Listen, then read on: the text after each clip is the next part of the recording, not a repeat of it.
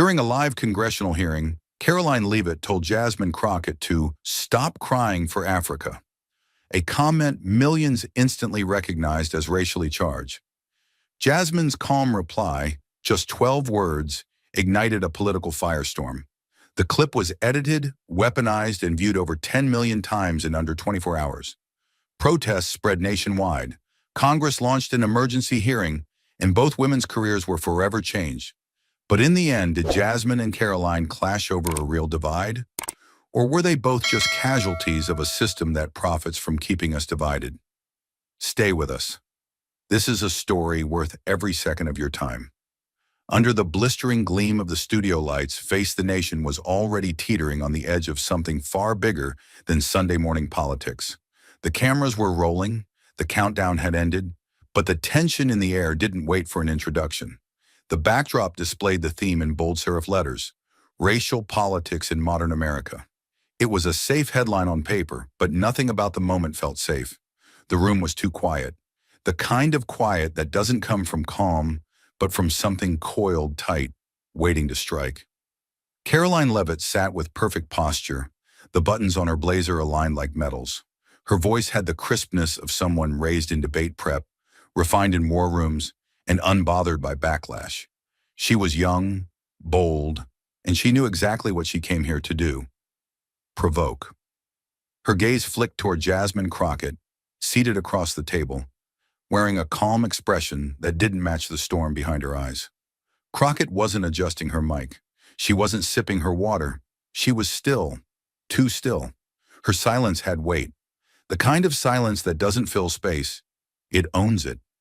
The host opened with a question about disparities in law enforcement, trying to ease into the topic. But Leavitt didn't wait for an invitation. She leaned forward, just a little, but enough to signal the shift. Her voice was smooth, but her words landed like lead. Some politicians, she said, have made a career out of victimhood. The host blinked, unsure whether to interrupt. They use skin color like a shield, she continued, crying racism when they run out of real policy. The line hit like a slap in a quiet room. Not loud, not chaotic, just sharp enough to make everyone stop breathing for half a second. No one spoke. The cameras didn't cut.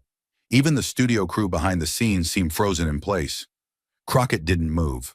Not a twitch, not a blink. Her jaw set, just barely, like she was grounding herself. Not against the words, but against the memory of how many times she'd heard something like this before, only dressed in fancier language. Then came the line that would ignite the country. Leavitt's lips curled into something not quite a smile, more like a calculated reveal. Some people should focus more on America, she said, her tone icy and deliberate, instead of always crying about it, or crying for Africa. The words didn't echo. They pierced. They didn't need volume. They carried the weight of something older, heavier, uglier than anything said in the segment so far. For a second, the studio seemed to tilt. Even the host, trained to stay neutral, flinched. He glanced at Jasmine, as if unsure whether to intervene or brace for impact.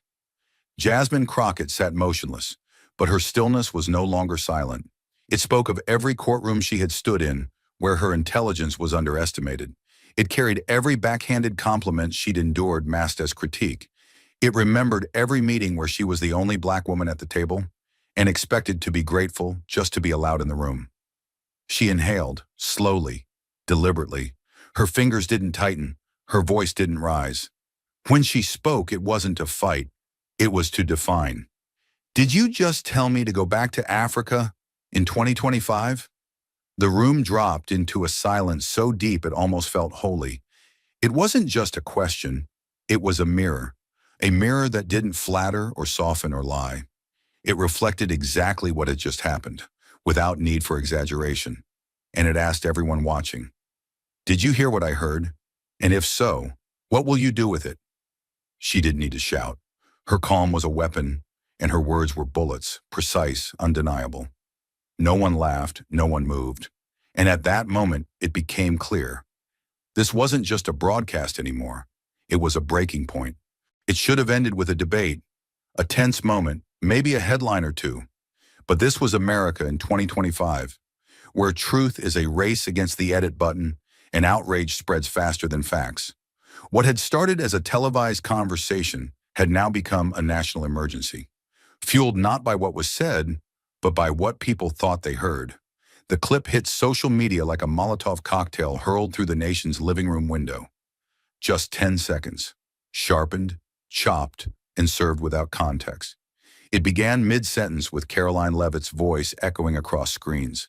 In a crying for Africa, no lead-in, no follow-up, no transition. It cut instantly to Jasmine Crockett's devastating response. Did you just tell me to go back to Africa in 2025? Then, boom, black screen, big white letters. This is what racism sounds like in real time. No credits, no logo, just fury. Within 1 hour, the clip had 1 million views. By hour 4, it passed 5 million. By nightfall, it was on every platform, stitched into every algorithm, and injected into every American timeline, whether they wanted it or not. The hashtag Go Back to Africa roared through the internet like a wildfire devouring dry brush. People weren't just watching, they were reacting, reposting, rallying. Protesters poured into the streets of Baltimore, Chicago, Dallas. Outside government buildings, they held up signs with Crockett's quote like scripture. We're not crying for Africa, we're demanding America live up to its promise. Mothers marched with their daughters. Veterans stood in silence. Students gathered on campuses wearing black tape over their mouths. It wasn't about Crockett anymore. It was about every insult ever buried under a nervous laugh, every slur hidden behind coded language, every wound passed off as a misunderstanding. Meanwhile, Karoline Leavitt's world was collapsing in real time. Her campaign office was hit with hundreds of angry calls per minute. Her staff shut down all comments on social media, but it was too late. Her image, cold, defiant, edited into villainy, was everywhere. Graffiti appeared outside her New Hampshire office. Lipstick racism equals Leavitt. Protesters brought coffins labeled the death of decency. She went on camera that night to try and explain, but the damage had metastasized. No apology, no statement, no media spin could compete with the speed and clarity of that viral clip. Her words were no longer hers. The internet had decided what she meant. But the backlash wasn't one-sided. Conservative influencers, talk show hosts, and politicians quickly closed ranks around Leavitt. They called the video manipulated propaganda, a smear campaign, the latest chapter in the cancel culture playbook. Fox News aired segments comparing the clip to Jussie Smollett's hoax and Brett Kavanaugh's trial by public opinion. Posts with the hashtag media assassination gained traction. They showed side-by-side comparisons of the full video and the edited one, highlighting how Leavitt's larger point had been cut. She never said it, one commentator insisted. They made her say it. To them, Leavitt was a scapegoat, an innocent target sacrificed for a viral moment. CNN and MSNBC told a different story. Panelists called it a watershed moment in coded racial politics. They replayed Crockett's calm reaction on loop, framing it as a masterclass in restraint and clarity. That wasn't a meltdown, one anchor said. That was history punching through the screen. Editorials exploded. The Atlantic ran the headline, "The moment the mask slipped." The New York Times called it a confrontation 2 decades in the making. Everywhere you turned, America was watching the same 10 seconds, over and over, but drawing entirely different conclusions. Jasmine Crockett sat alone in her office long after midnight, watching the storm unfold without ever touching the screen. Her phone had buzzed itself into silence. News outlets were begging for interviews. Civil rights leaders were reaching out. Campaign donors were offering millions. But none of it felt like a win. She hadn't set a trap. She hadn't planned to become a symbol. She just said the truth out loud and watched as the world broke apart trying to contain it. Her quote, raw, unscripted human, was now etched into the soul of the moment. But that didn't protect her. If anything, it made her a bigger target. Karoline Leavitt, too, sat in silence, staring at her own face looped in 1,000 versions of that same clip. One part of her wanted to scream, another wanted to disappear, but mostly she was stunned at how fast the world could turn on you. Not for what you meant, but for what they needed you to mean. She knew she'd never recover from this moment, whether she was innocent or not. Because in 2025, perception isn't just power, it's prosecution. And so the country splintered, not along lines of truth or policy, but along lines of loyalty. 2 women, 2 sentences, 1 clip, and a nation on fire. The clip had burned across every screen in America, but Jasmine Crockett knew fire alone didn't change anything. What mattered was who forced the system to stand in its heat. She had seen how fast outrage turned into distraction, so she moved quickly, deliberately, before the moment slipped into silence. At 6:45 a.m. on Wednesday morning, she stepped into the Capitol carrying a sealed envelope. 13 pages thick, no slogans, no cameras. Just law, just truth, just wait. She didn't stop to greet anyone. She didn't need to. The security guards nodded without question. Her heels echoed down the hallway like a countdown. She reached the desk outside the Judiciary Committee's chambers and slid the envelope across to the clerk. "Emergency hearing request," she said simply. The staffer glanced down. His eyes caught on the title. His lips moved as he read it. "Formal request for congressional hearing. Use of coded racial language in official discourse." He looked up. She didn't flinch. "Make sure it's read today," Jasmine added. "This isn't a political spat. This is a matter of national integrity." By midday, the story had already made front pages. Crockett moves to force hearing over Leavitt comments. Race and power collide on the Hill. The Judiciary Chair's office confirmed it just hours later. Emergency hearing, Friday, 9 a.m., room 226. The entire Capitol went still for a second, and then buzzed like a hornet's nest. Protesters outside the gates began chanting louder. On the Hill, aides whispered in hallways, reporters scrambled, and representatives checked their statements. The air in Washington, D.C. was charged. And Jasmine? She went home, closed the door, and waited. Friday arrived fast. The line to get inside stretched down the marble steps. Reporters clutched notepads with one hand and phones with the other. Protesters held signs reading, "Words matter. Don't send us back. We built this, and this is why we speak." Inside, the hearing room was packed. The walls were lined with aides. The gallery was full of press. Every seat was claimed. There were no second chances today, only the record. Jasmine Crockett walked in without an entourage. She wore navy blue, simple, silent, powerful. Her hair was pulled back. No paper in her hands, no binder, no stack of talking points. She didn't need them. Her presence spoke before she did. She sat down at the long desk, spine straight, hands folded. Her face was unreadable, but her eyes were steel. Across from her sat Karoline Leavitt, already in position. Her lawyer to her left, a statement in her hands, her jaw locked tight. She wore a white blazer that looked like it hadn't wrinkled since it left the hanger. But the tension in her shoulders betrayed the calm she was trying to fake. The chairman called the hearing to order. His voice was rougher than usual. Even he couldn't pretend this was business as usual.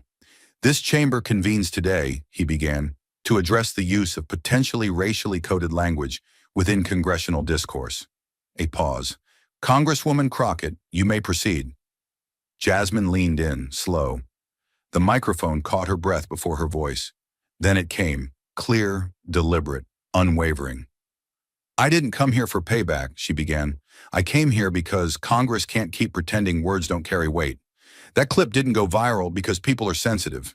It went viral because people are tired of pretending not to hear what they've always heard, just said in a cleaner tone." Every eye was locked on her. No phones buzzed, no paper rustled. She continued, never breaking eye contact.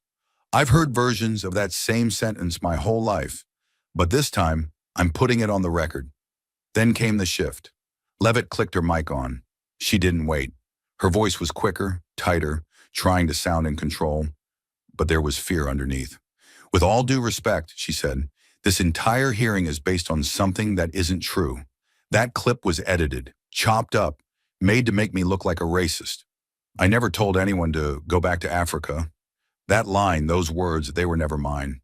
Someone else put that idea out there." The room murmured, then went still again.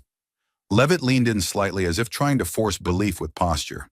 "What I actually said was that people should focus more on America, not keep bringing up race as an excuse not to talk about real policy. That's very different from what's been shared online." Her voice cracked a little. I've gotten threats. My family's scared. All because of something I didn't even say. She waited. Maybe for sympathy. Maybe for silence. She got neither. Jasmine didn't blink. Didn't sigh. Didn't hesitate. She leaned in, voice low but sharp as a blade. No one's putting words in your mouth, she said. You said them. They left your lips and found their own meaning. The internet didn't pick you. Your words did. It hit the room like thunder. Leavitt shifted. Her lawyer whispered. Jasmine kept going. You say the clip was edited. Maybe. But ask yourself, why did it hit so hard? Why did people believe it? She let the question hang, not as a trap, but as a mirror. It's not just about the sentence. It's about everything people carry when they hear it. That's not on an algorithm. That's on how deep these wounds run. She leaned in even closer, voice softer now, but somehow heavier. You say you didn't say go back to Africa. Maybe you didn't. But let's be honest. When you came close, no one was surprised. Gasps, silence. The press gallery froze. Even a few pens stopped mid-note. You didn't have to say the exact words. The shadow of them was there. And for people like me, we've lived in that shadow a long time. We don't need subtitles. She paused. The weight in her tone came not from anger, but from memory. I heard that kind of language when I was a kid in East Texas, trying to buy ice cream while a man muttered "darky" under his breath. I heard it in courtrooms, dressed up in words like tone and attitude. I heard it at job interviews in airports, on debate stages, wrapped in fake smiles and polite insults. And I heard it again last Sunday when you said we were crying for Africa. Leavitt went pale. Her mouth opened, then shut. There was nothing to fight back with. Not now. Jasmine continued, slower, her words now like bricks in cement. You say this clip is destroying your life. I've spent mine being told people like you would never be held accountable for what your words did to ours, and she paused. You say you're misunderstood. I say we've been unheard. And then she ended it, not with a shout, but with a sentence that landed like a verdict. The words didn't pick me. They picked you. And now for once, they're staying. The room didn't move, not because they were scared, but because no one, not even her critics, could look away from what had just been said, and no one could unhear it. The hearing was over, but the tension didn't leave the building. It clung to the walls like smoke after a fire. Jasmine, Crockett, and Karoline Leavitt were quietly ushered into a secured conference room. No press, no staffers, no distractions. The door shut behind them with a cold finality. Just four walls, two chairs, and a silence too dense to breathe through. The room was stripped of everything but the truth. No nameplates, no microphones, no polished cameras to polish narratives.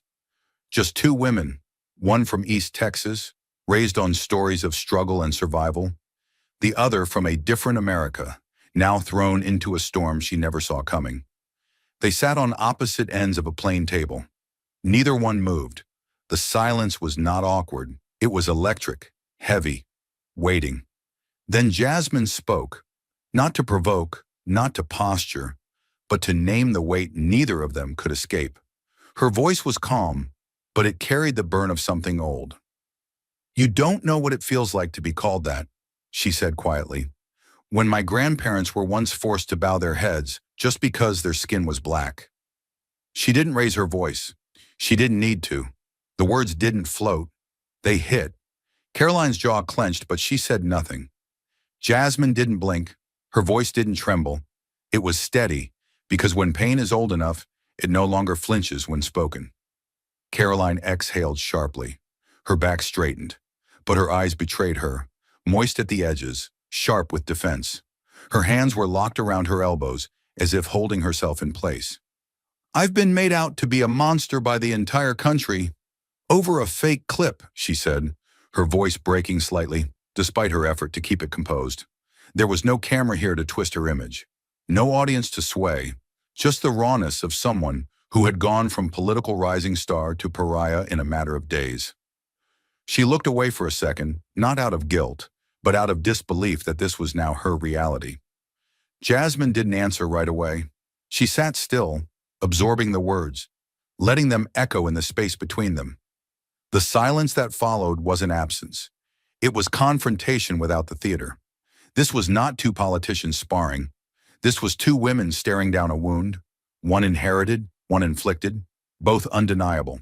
Finally, Jasmine leaned forward just slightly, her fingers resting on the table. "That clip may not have been fair," she said, "but the reaction? That wasn't about you. It was about every time someone like me said, 'That was too far,' and no one listened." Karoline said nothing. Her mouth was tight, but her hands trembled just enough to betray what her spine was trying to hide. There was nothing left to argue. There was only the reckoning, the realization that no matter what she had meant, what people heard had a life of its own. They both sat in it. The silence was thick and honest. No one apologized, no one forgave, but no one lied either. They had entered this room as enemies on opposite ends of a scandal. But in this moment, stripped of scripts and spectacle, they became something else. Two people forced to carry a moment that neither of them could fully control or escape. The stillness wasn't peace. It wasn't healing. It wasn't resolution. But it was real. And sometimes, that's all the truth gets to be. No one said another word, but the silence. That was the only thing left that felt true. The silence between them hadn't healed anything. It hadn't forgiven, corrected, or even softened the damage. But in its stillness, something shifted. A crack in the rage, a pause in the shouting. And that was when the truth came charging through. Not with emotion, but with evidence. The next morning, the Department of Justice issued a rare pre-dawn press advisory. The FBI had officially opened an investigation into the source of the edited clip that triggered national outrage. It wasn't just political theater anymore. It was a matter of national security. The manipulation had crossed state lines. It had incited violence. And most damning of all, it had worked. Digital forensics moved fast. Within 48 hours, agents traced the origin of the viral clip not to a journalist, not to a campaign rival, but to a dark money group operating under a shell name, Liberty Focus Initiative. Buried in the filings, under layers of consultants and cutouts, they found it. A pack with no clear allegiance, only a goal: destabilize the extremes of both parties. The man who ordered the clip's creation, a political mercenary with ties to 3 previous misinformation campaigns and a history of manipulating racial flashpoints for profit. He wasn't trying to help Crockett or Leavitt.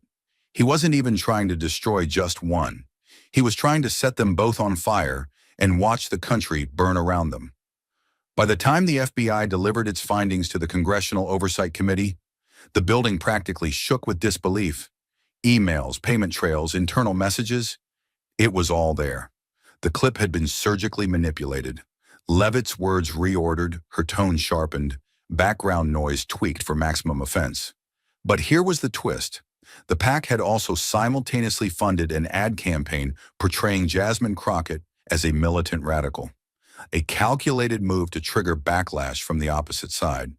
Two sides of the same lie. Two women used like chess pieces on a poison board.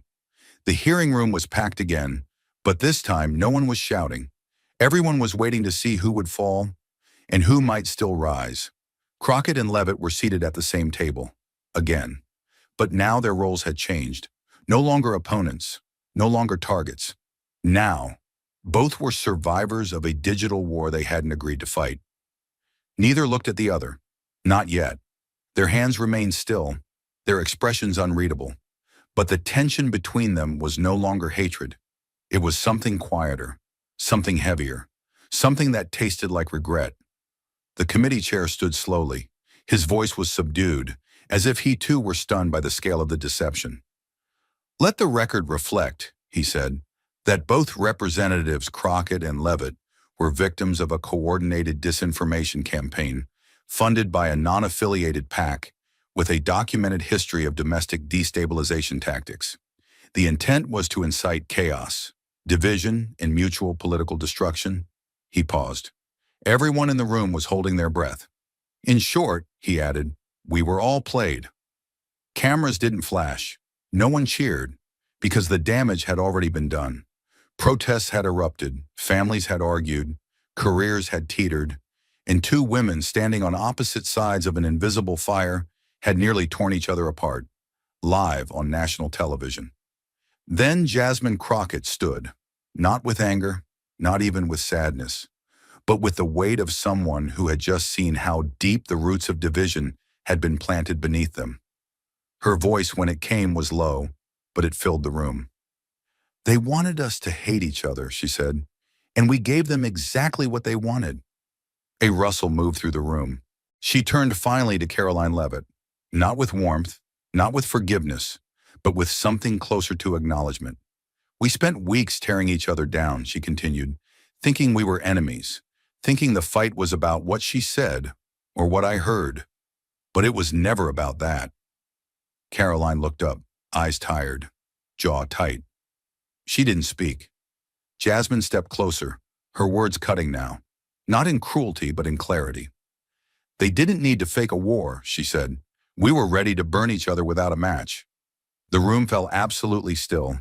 The line hit like a detonation, quiet but devastating. There were no gasps, just the kind of silence that makes people shift in their seats and look away. Because what she said wasn't rhetorical.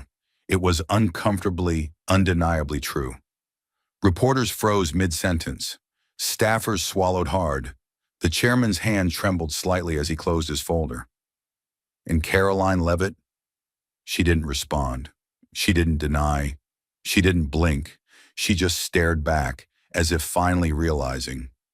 This wasn't just a scandal. It was a mirror. And the image inside wasn't flattering for either of them. Jasmine Crockett's final words hadn't just stunned the room, they had rewired it. There was no applause, no outrage, just silence thick with the weight of what had nearly happened. And as the nation tried to exhale, Washington held its breath for what would come next. 2 days later, the Speaker of the House released an emergency order. Karoline Leavitt's floor privileges were temporarily suspended, pending the results of the FBI investigation. It was not a formal punishment yet, but it was the closest thing to political exile a sitting member could experience without losing their seat. She wasn't allowed to speak during sessions. Her votes were recorded by proxy. Her media requests were denied through official channels. Her name still sat on the directory, but her voice was gone.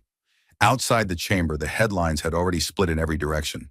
Conservative outlets called it a witch hunt, blaming digital manipulation and defending Leavitt as a victim of cancel culture. Progressive commentators warned it was only a cosmetic move, that it punished optics, not systems. But inside the Capitol, the mood was different. Staffers walked past her office with downcast eyes. No one lingered in her hallway. Even allies kept their distance. She had become radioactive, not just controversial, but politically untouchable. But not all the fire was aimed at Leavitt. In a brutal twist of irony, Jasmine Crockett, who had once been lionized for speaking the uncomfortable truth, was now being targeted by the very people who had cheered her on. Progressive PACs and grassroots organizers began issuing quiet statements, then louder ones questioning her decision to stand down after the revelation of the manipulated clip. She had leverage, one activist tweeted. She had the moral high ground, and she gave it away for a soundbite. Op-eds flooded in, some sympathetic, others furious. Crockett chose unity over justice. Was it a mistake? A moment for the movement missed. Hashtags began to emerge. Hash push it further, hash too soft, hash not enough. A group of prominent civil rights scholars published an open letter in The Atlantic, arguing that while Crockett's integrity was commendable, restraint in the face of systemic exploitation signals weakness, not wisdom, in an era of media warfare. Jasmine read every word. She didn't flinch, but she felt it. She had weathered attacks from across the aisle her entire career. But this criticism from her own side cut differently, deeper. These weren't enemies misunderstanding her. These were people she fought for, who now accused her of not fighting hard enough. She returned to work in silence. No press briefings, no tweets, just stacks of bills to review and a storm still swirling outside. When her chief of staff cautiously asked if she wanted to respond to the criticism, she shook her head. "If I spend all my energy fighting ghosts, I won't have anything left for the war that's real," she said quietly. That war was already taking shape.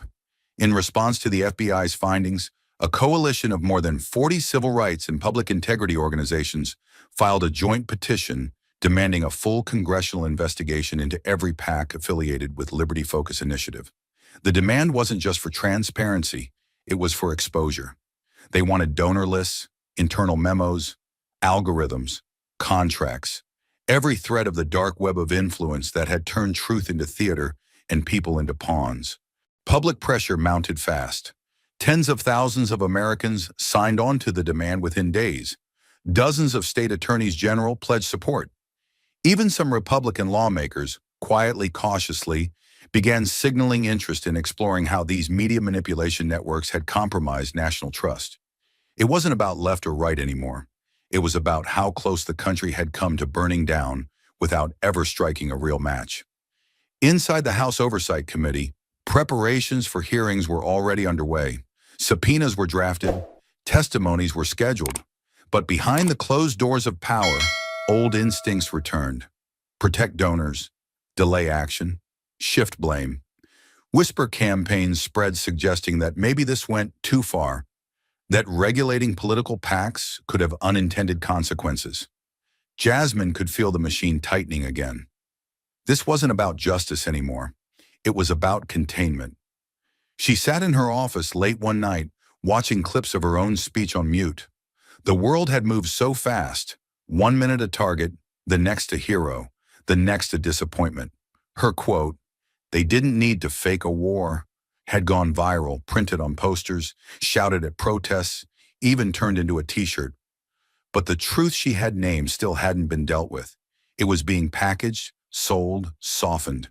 She picked up a briefing folder full of redacted names and classified findings and set it down again.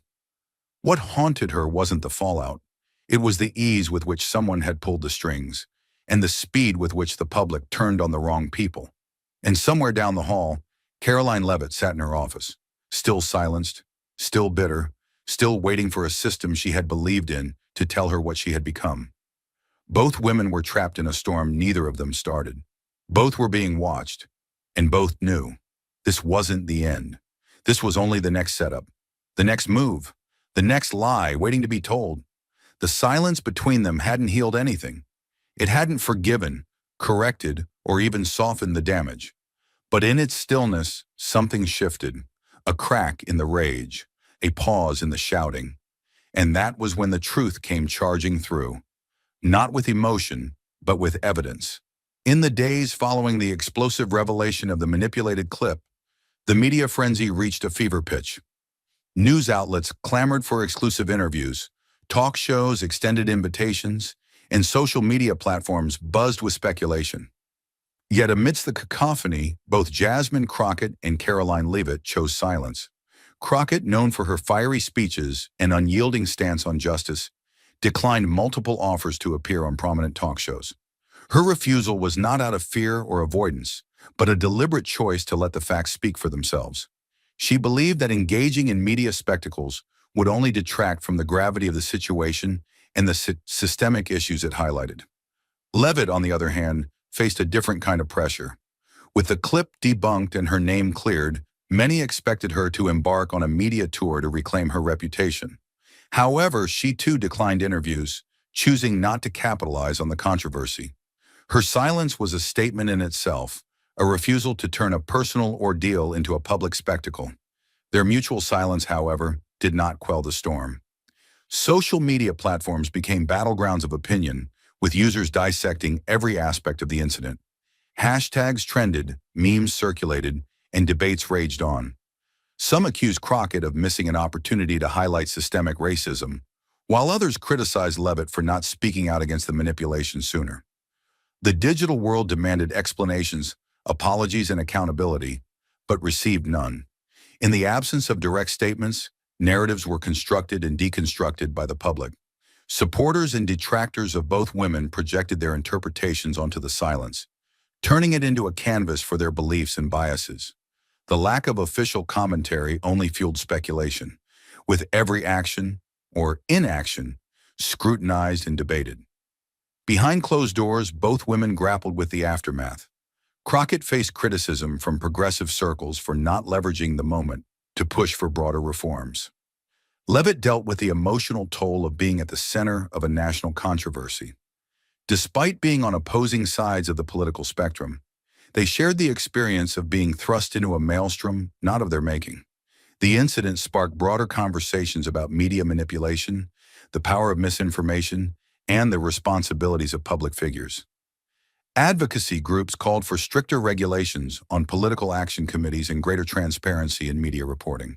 The public's trust in digital content was shaken, leading to increased skepticism and calls for media literacy education. As the nation grappled with these issues, Crockett and Leavitt remained steadfast in their silence. Their decision not to engage with the media was a powerful statement, emphasizing the importance of reflection over reaction. In a world driven by instant responses and viral moments, their restraint was both unusual and profound. In the end, their silence spoke volumes. It highlighted the complexities of public discourse in the digital age and underscored the need for thoughtful engagement over sensationalism. While the world around them clamored for answers, Crockett and Leavitt chose introspection, setting a precedent for handling controversies with dignity and deliberation. Even as Crockett and Leavitt chose silence over spectacle, the country refused to quiet down. The machine they had unknowingly been pulled into didn't slow, it recalibrated. And when the noise of politics dimmed, something far more unsettling took its place. A collective uncertainty that shook the public to its core. The survey was released quietly at first, a routine quarterly snapshot of American political sentiment. But within hours, it lit the internet on fire. One line in bold, 62% of Americans say they no longer know what's real or fake in politics. The implications were seismic. In a country built on the premise of informed consent and democratic choice, the idea that a majority no longer trusted what they saw, heard, or voted for felt like a death rattle. It wasn't just about Leavitt or Crockett anymore. It wasn't even about that edited clip. It was about the realization that truth itself had become unstable currency, traded, manipulated, repackaged, until even the most politically engaged citizens found themselves unsure whether they were witnessing history or illusion. Social media platforms filled with confessions and laments. "I believed the clip," wrote one user. "I believed it because I wanted to." Another posted a single sentence that was shared over 50,000 times in a day. "If we can't agree on what's real, how can we ever agree on what's right?" Cable news tried to contain the fallout with panels and pundits, but their words rang hollow.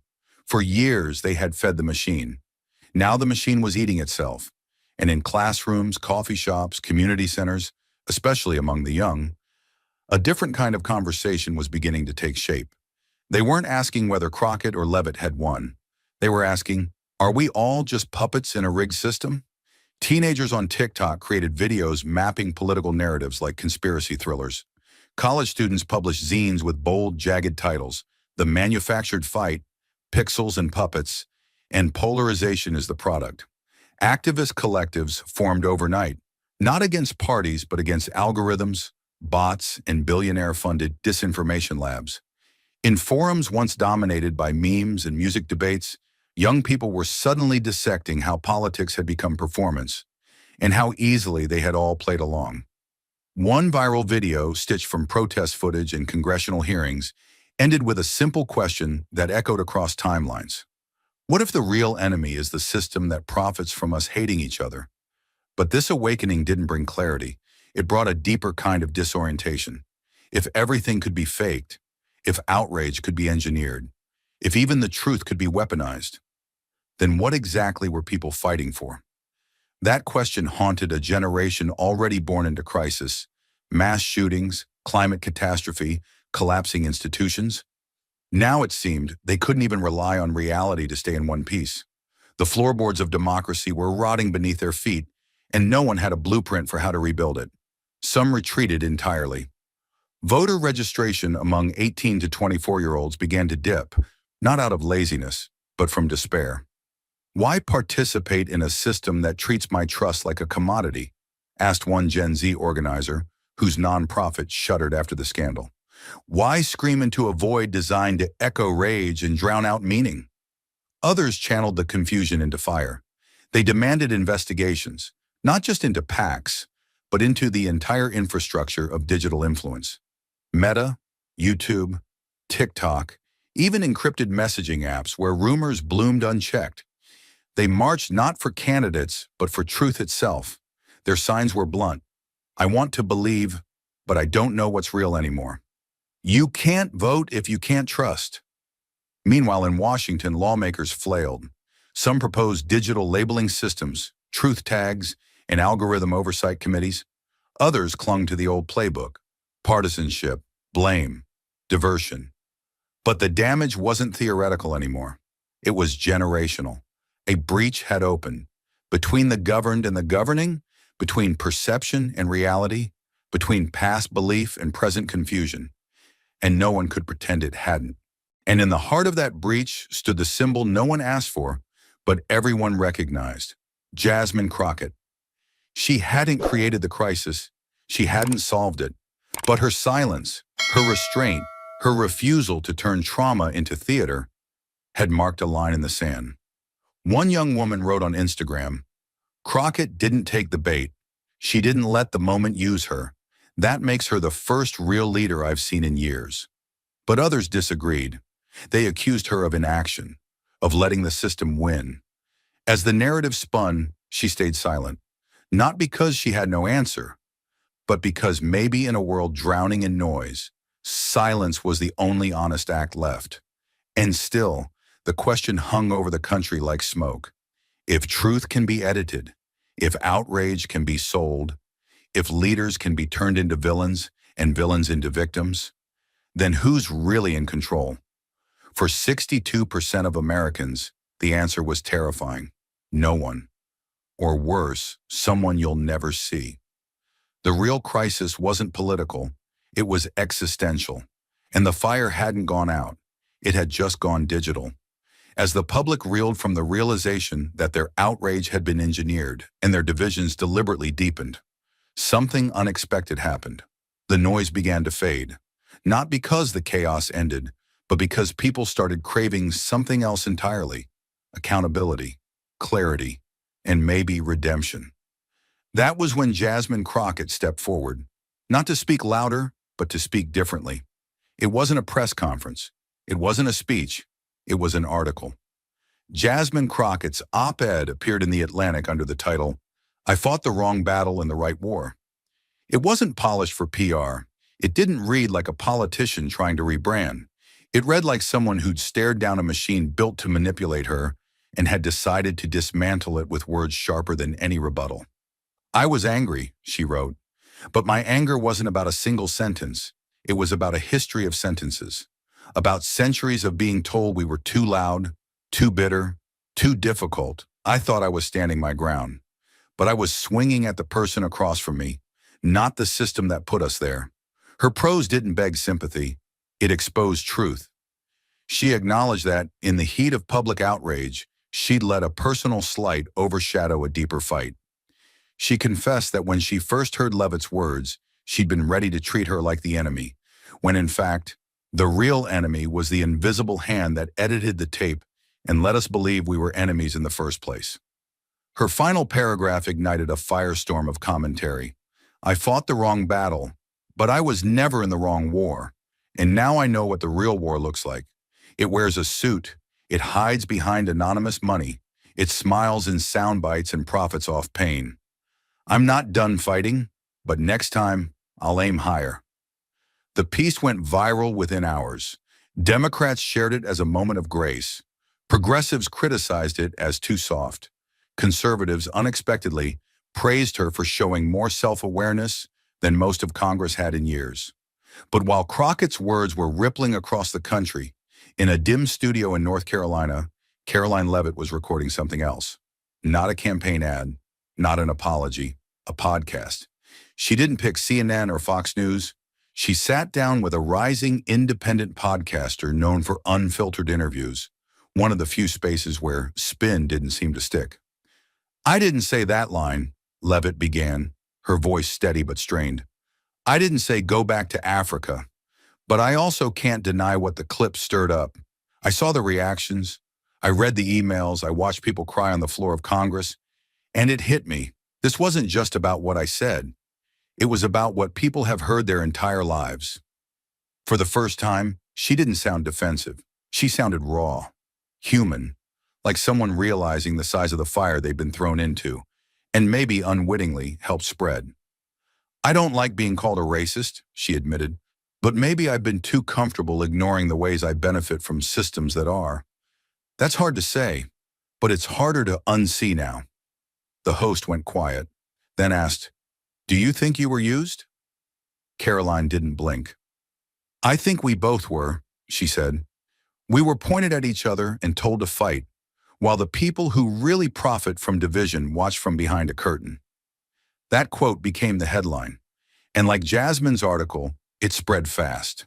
Political analysts rushed to interpret it. Critics accused her of backpedaling, but others, especially younger conservatives, found something brave in the fact that she didn't deny the pain her words had caused, even if they weren't the words she'd said.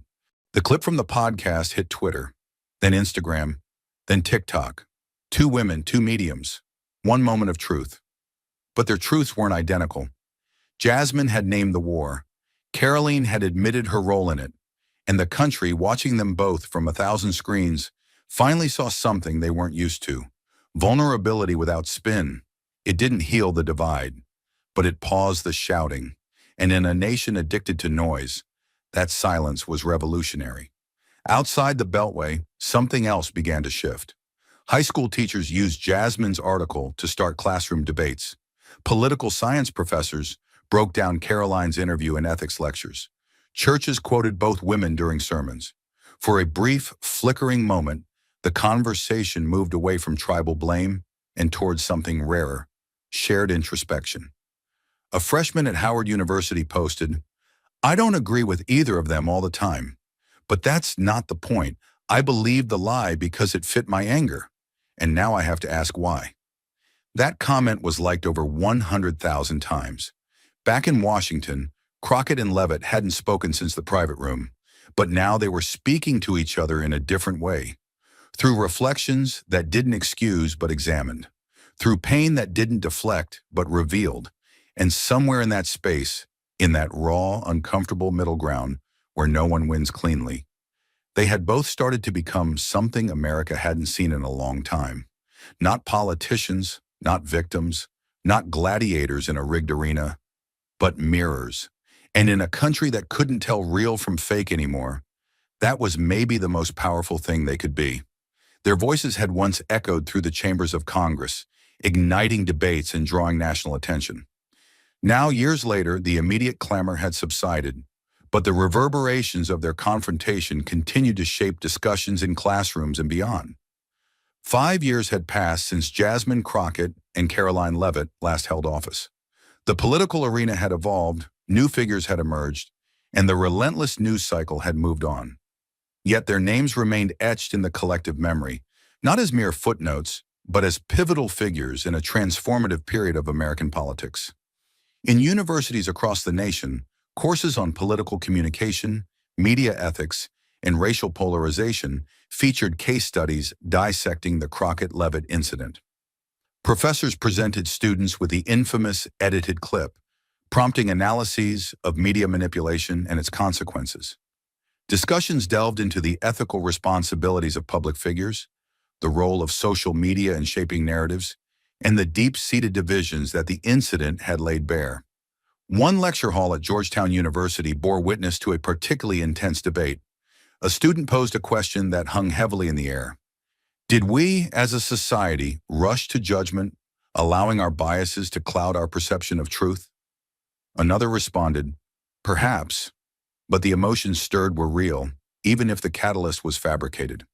These exchanges underscored the complexities of the incident, revealing layers of societal introspection and the challenges of navigating a polarized landscape. Beyond academia, the incident had permeated popular culture.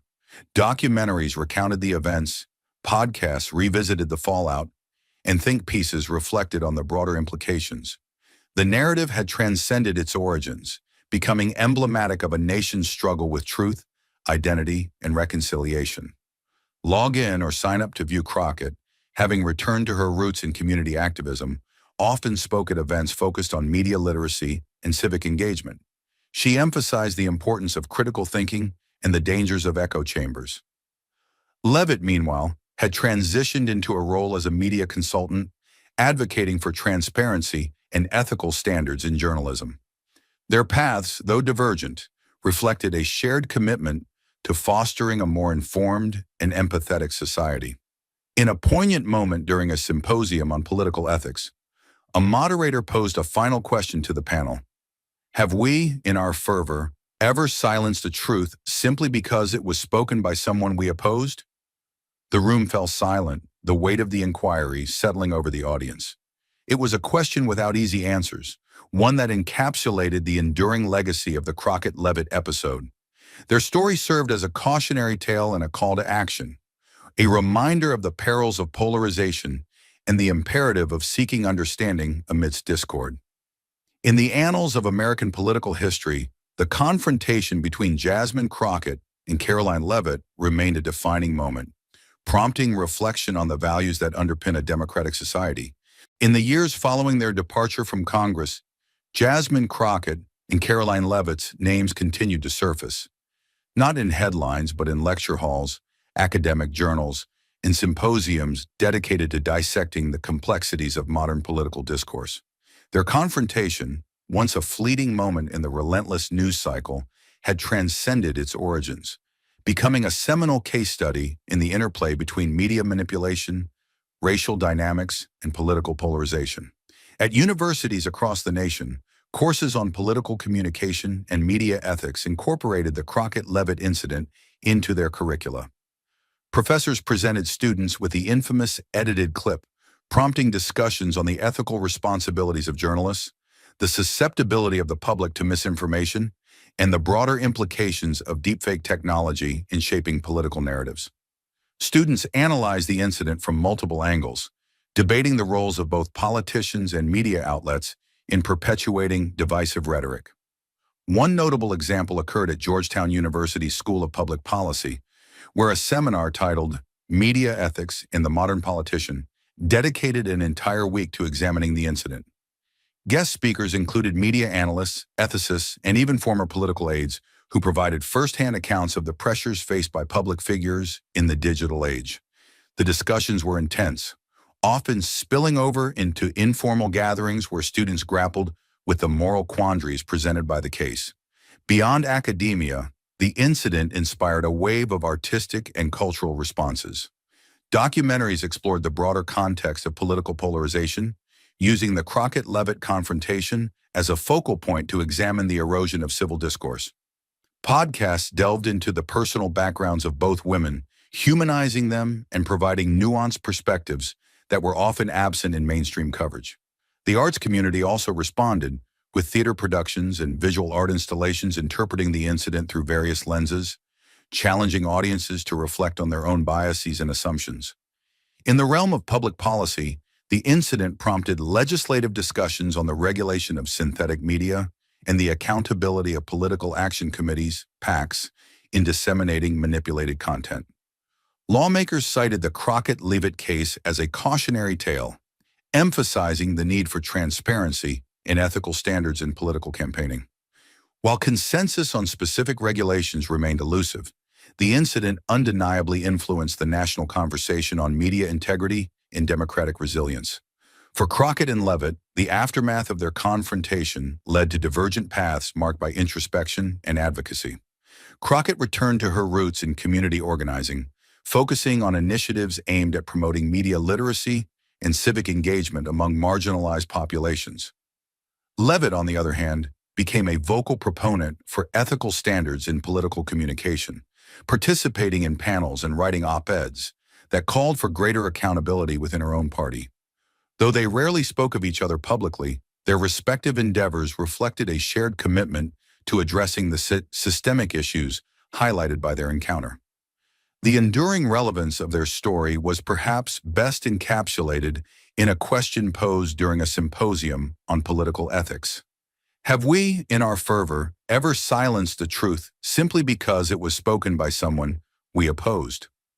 The question, met with contemplative silence, underscored the profound impact of the Crockett-Leavitt incident on the nation's collective conscience. It served as a reminder of the dangers of reactionary politics and the importance of empathy and critical thinking in navigating an increasingly complex information landscape. In the end, the confrontation between Jasmine Crockett and Karoline Leavitt became more than a political skirmish. It evolved into a symbol of the challenges and possibilities inherent in a pluralistic society. Their story, preserved in academic discourse and cultural memory, continued to provoke reflection and dialogue, ensuring that the lessons gleaned from their experience would inform future generations striving for a more ethical and inclusive political discourse. You could almost miss it. No marble statue, no commemorative plaque, no solemn ceremony with bipartisan speeches. There was no monument, just echoes. And yet, 5 years after the confrontation that had split the country in half and sewn it back together with threadbare hope, the names Crockett and Leavitt refused to disappear. They weren't trending anymore. They weren't polling. They were something stranger. They were remembered. It began as a proposal from a group of students at a Midwestern liberal arts college, an idea to commission a public mural titled The Turning Point. The project's aim was modest, to capture key figures in modern political discourse who had, intentionally or not, shifted the nation's trajectory. A short list circulated through faculty inboxes: Greta Thunberg, Edward Snowden, Amanda Gorman, and then, unexpectedly, two names no one could agree on: Jasmine Crockett and Karoline Leavitt. The backlash was immediate. One side called it glorification. They didn't solve anything, one email read. They were just a soundbite war gone viral. Another countered, that's exactly why they matter, because they were never supposed to matter, but they did. Debates erupted, not in Congress, but in classrooms, bookstores, church basements. Should we memorialize conflict? Should we honor imperfection? Could two women on opposite ends of every spectrum, race, politics, even truth itself, be remembered not for the side they took, but for the mirror they forced us to stare into? The mural was never built. University funding was quietly reallocated. The artists they'd contracted never received final approval, but something had already begun. In a warehouse gallery on Chicago's South Side, a local painter unveiled a solo exhibition titled Unspoken. The centerpiece was a 7-foot-tall canvas, two silhouettes back to back, blurred at the edges as if dissolving into static. One wore a congressional pin, the other held a microphone. Neither had a face. Beneath the painting were 10 simple words. They weren't heroes, they were human. And maybe that's what scared us. The photo of the piece went viral, but not in outrage, in silence. People didn't scream in the comments. They stared. They tagged friends. They said nothing for 3 full seconds. And that, in the age of instant judgment, felt like a kind of revolution. Soon other pieces followed. Spoken word poets in New York began referencing the Crockett divide and the Leavitt edit as shorthand for moments when perception outpaced fact. College essays opened with phrases like, "as we saw during the Leavitt-Crockett fallout." High school civics teachers used the incident as a case study, not in who was right or wrong, but in what happens when two people are forced to carry a nation's fractures on their backs. Somewhere along the way, the story stopped being about one sentence said or not said. It became about all the sentences we never let people finish. In Houston, a retired judge who had once dismissed Jasmine as loud gave a commencement speech at a law school. He said nothing of his past, but in his closing line, he looked into the audience and said, "Lead like Crockett, learn like Leavitt, listen like we should have the first time." There were no public apologies, no televised reconciliations, but neither woman faded. Jasmine began guest lecturing in universities, not as a politician, but as a survivor of modern discourse. She opened her talks with a quote not from a president, but from a protester outside the courthouse years ago. "We believed the fake version because the real one felt impossible." Karoline declined political invitations but appeared on panels about misinformation and rhetorical trauma. She never asked for forgiveness, but once on stage in front of hundreds, she said, "My mistake wasn't just what I said or didn't say. It was not understanding the weight of the stage I was standing on." They never stood together again, But somehow they were never apart. And maybe that's why the monument was never built. Because the moment itself was too raw, too unresolved. Because statues are for legends. And this wasn't legend, it was consequence. It was two people caught in the center of a storm they didn't design, saying things they could never take back, and then walking forward anyway. It was America being handed a Rorschach test, and realizing what it saw said more about itself than the people on screen. In Washington, D.C., there's a hallway outside a committee room where a janitor taped up a newspaper clipping from years ago. It's faded now, yellowing, corners curling up from the wall.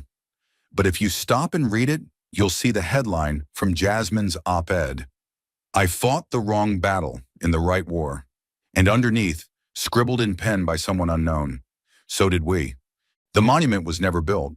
The names faded from the headlines. But in classrooms, in civic forums, in whispered late-night conversations across a fractured country, Jasmine Crockett and Karoline Leavitt never really disappeared. They became something else, something more dangerous than heroes or villains. They became the question we still don't know how to answer. Because the real story was never just about a doctored clip or a phrase caught in translation. It was about how fast we are to weaponize perception, about how easily we decide who's righteous, who's ruined, who deserves to speak, and who must be silenced not for what they said, but for who they are. Jasmine stood in that hearing as more than just a congresswoman. She stood as the echo of every woman who had been told her voice was too much, too angry, too loud, too black. She didn't raise her voice, but she raised the stakes. And in doing so, she held up a mirror to a country that still isn't sure what it sees when a black woman refuses to back down. Karoline wasn't the villain she was painted to be either. What she said hurt, but what it revealed hurt more. She wasn't undone by a sentence. She was undone by how believable that sentence was coming from her. And that's the real fire we've never learned how to touch without getting burned. The truth doesn't have to be literal to be real. Sometimes a tone carries more history than a slur. Sometimes silence carries more guilt than shouting. Neither of them asked for what happened. Neither of them truly won, because in this age, you don't need to be wrong to lose. You just need to be hated at the wrong time. And they were, both of them, torn apart not by each other, but by a nation too divided to hear anything without choosing a side before the first word landed. So what is the lesson? That maybe we've trained ourselves to hate the message if we don't like the messenger. That we're so busy scoring points that we've forgotten how to listen. That we let algorithms dictate our emotions and outrage replace understanding. That two women so different, so fiercely principled in opposite ways, could both become victims of the same machine. And still the deepest cut is this. When truth comes from the mouth we mistrust most, we don't challenge it. We erase it. Jasmine Crockett tried to tell us what racism sounds like when it isn't wearing a hood. Karoline Leavitt tried to tell us what it feels like to be hated for something you didn't say, but couldn't fully explain. And both were buried under the weight of our need to win an argument instead of face a reality. This wasn't a clash between good and evil. It was a collision between trauma and tone deafness, history and hubris. And that's what made it human. That's what made it real. So no, there was no statue, no plaque, no moment of closure. But there was a final question, the one still etched into the walls of every debate, every classroom, every restless conscience that watched this story unfold and felt something crack inside. Have we ever killed the right idea just because it came from the wrong mouth? If you're still trying to figure out who was right, you missed the point. Because this was never about winning. It was about waking up. And the cost of staying asleep? 2 names that will outlast 1,000 hashtags. Thank you for watching until this moment and for standing with us on this journey for justice. Your support means everything. Like, subscribe, and turn on notifications so you never miss what's next. And we'd love to hear your thoughts. Leave a comment below and let us know what moved you most in this story. Together, our voices make a difference.